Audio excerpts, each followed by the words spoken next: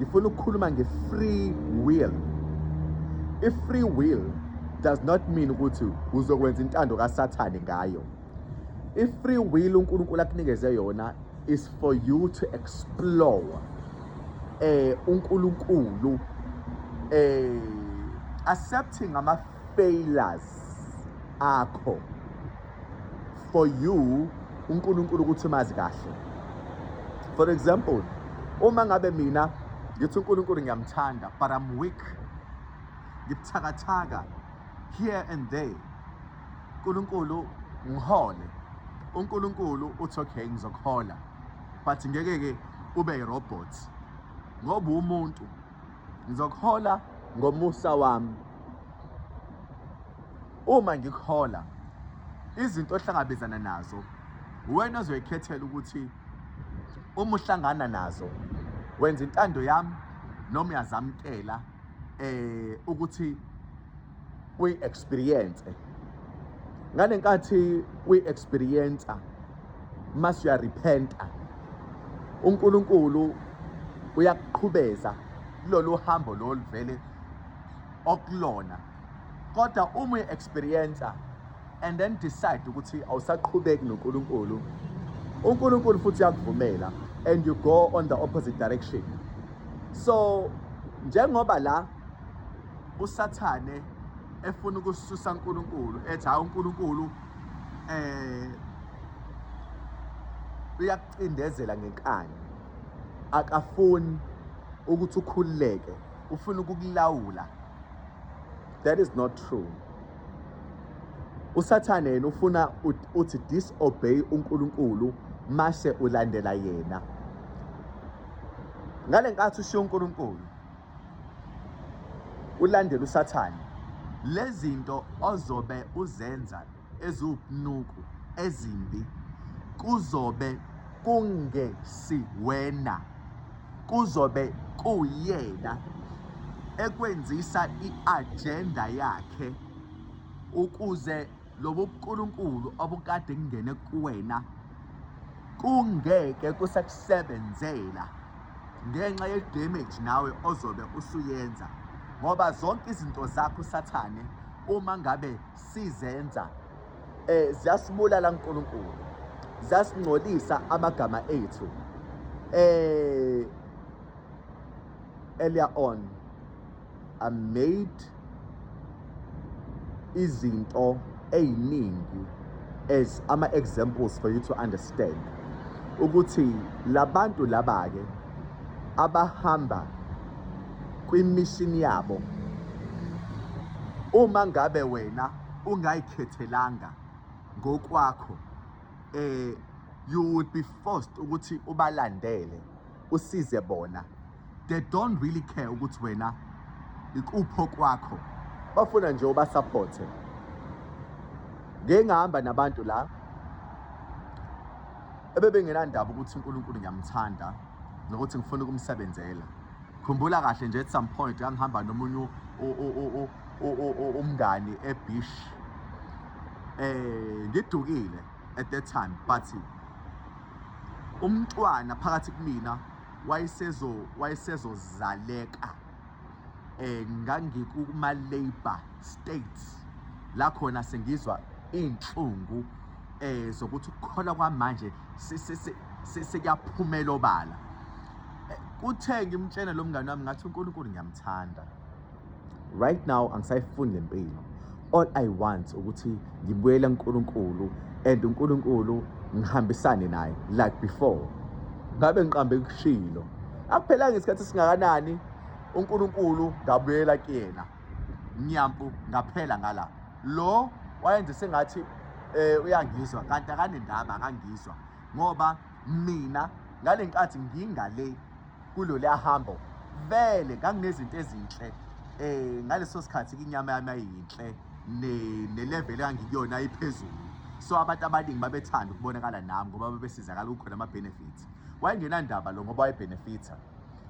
Kuthe uNkulunkulu eseqala manje sesebenza kulesi sinqumo engizakhele sona, I didn't have to beg no ukumisa omunye umuntu ukuze ngizoba maintained.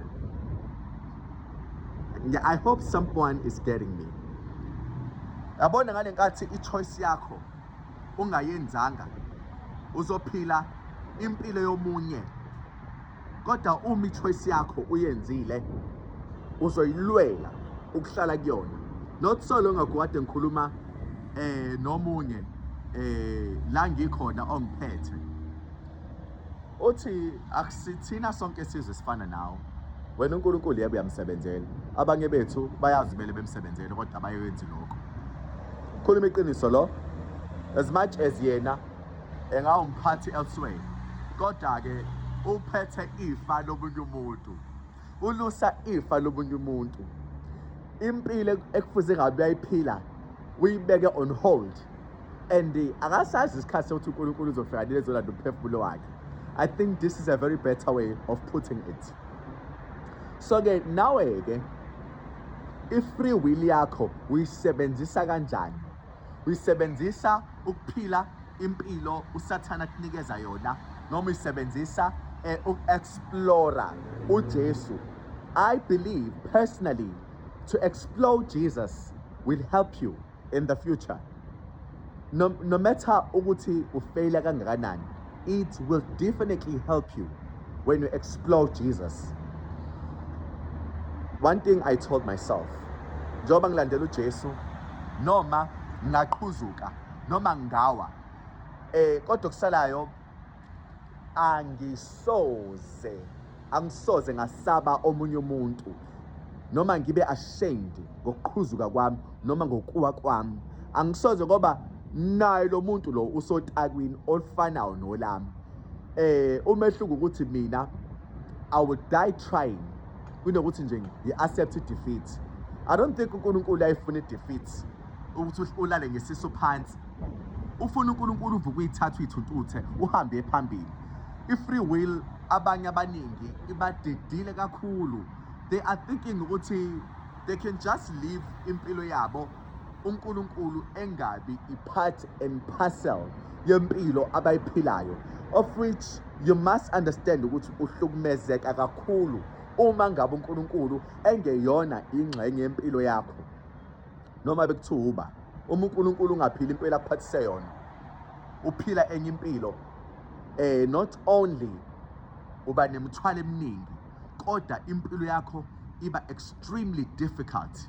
There is a reason why Jesus said, woza nemithwalo yakho mina ngizokuthwalela, thabatha ijoka lami ngoba lula, funda kimi ngimnene ngithobele ngenhliziyo. uJesu uthi imithwalo izokusinda uma uwedwa, ngaphandle uma uvuma impilo yami. Ngithe ngivuma impilo kaJesu, impilo yami awuyalula, kwamnandi. uNkulunkulu wangifundisa ukuxolela, eminye imithwalo yehla. uNkulunkulu wangifundisa ukuhamba obala, eminye imithwalo yehla.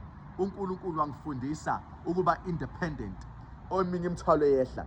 Basically impilo kaJesu ingifundise ukuthi so long as you explore this free will kwi-presence kaNkulunkulu, ayikho into engaba yi-damage kuwena. However, if ucabanga ukuthi le mpilo lo uNkulunkulu akunikeza yona, uNkulunkulu uzama ukukulawula nokukuvimba emathubeni abaningi, wena uzolimala.